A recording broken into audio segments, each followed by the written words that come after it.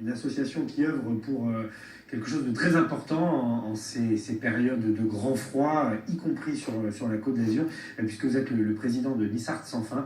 Vous intervenez tous les mardis soirs sur la place Garibaldi à Nice auprès des plus démunis pour leur donner chaud, leur donner à manger, un petit moment de réconfort aussi, dans le cadre donc d'Intersecours 06, qui s'occupe finalement de diligenter, d'organiser l'action pour les plus démunis.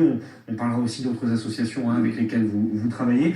Donc tous les mardis soirs, vous y étiez hier encore sur la place Garibaldi. D'abord une question générale sur évidemment cette nécessité d'aider les plus démunis. Est-ce qu'à un moment on ne perd pas non plus le moral chaque année de recommencer la même chose, de voir que il y a de plus en plus de gens qui sont dans le besoin? Non, malheureusement, cette récurrence qui pourrait être évitée, puisque c'est une nécessité d'urgence qui pourrait être résolvée d'une façon différente, fait en sorte que non, nous ne perdons pas le moral, au contraire. On s'aguerrit avec le temps de ce genre d'attitude et de réflexion, et bien au contraire, cela nous motive davantage, tous les jours devraient en ce sens. C'est une bonne chose. Alors, un mot d'Intersecours 06 d'abord, avant de rentrer dans le vif du sujet avec votre association.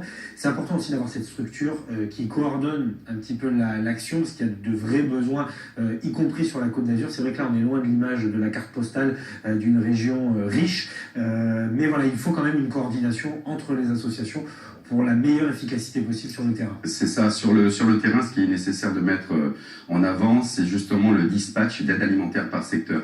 Donc il est vrai que de ramifier sous une en-tête simple ce genre de mobilisation et de dispatch fait en sorte que le travail se retrouve beaucoup plus facile dans la gestion.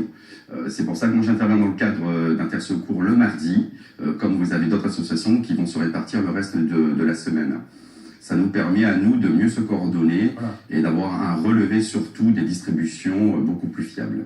Alors aujourd'hui, est-ce que vous êtes malheureusement victime de votre succès le mardi soir sur la place Garibaldi? Vous constatez qu'il y a de plus en plus de besoins, j'imagine que vous avez des habitués.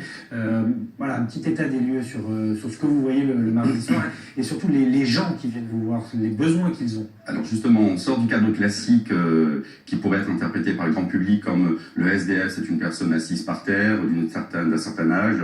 Pas du tout. On a tout le monde. On a des enfants, on a des dames qui viennent le soir avec une poussette.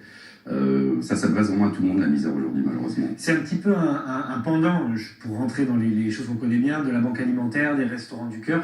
C'est des gens qui parfois n'osent pas franchir le pas de ces associations-là et qui viennent aussi vous voir parce qu'il y a, j'imagine aussi, beaucoup pas de honte, mais en tout cas de réticence à oser faire le pas de venir comme ça auprès d'une association pour manger. Oui, absolument. On reste dans un cadre où on essaie de faire en sorte qu'ils aient un maximum de dignité.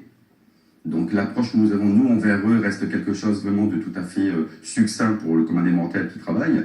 Mais avec eux, c'est une approche totalement différente. Il faut toujours leur mettre à l'esprit que nous les valorisons et nous les accueillons en allant vers eux. Ce sont des gens qui sont laissés pour compte, ce qui fait qu'ils perdent énormément de poids et d'assurance dans la société. Donc il y a cette nécessité toujours d'apporter, en plus de l'aide de base, cette approche humaine et chaleureuse qui est très importante. Alors on n'est pas là pour faire des statistiques, mais globalement, combien de personnes par mardi soir? J'imagine que là, en plus, en période d'hiver, il y a la contrainte du froid, dont on va dire un mot tout à l'heure. Voilà, combien de gens font appel à vous, viennent vous voir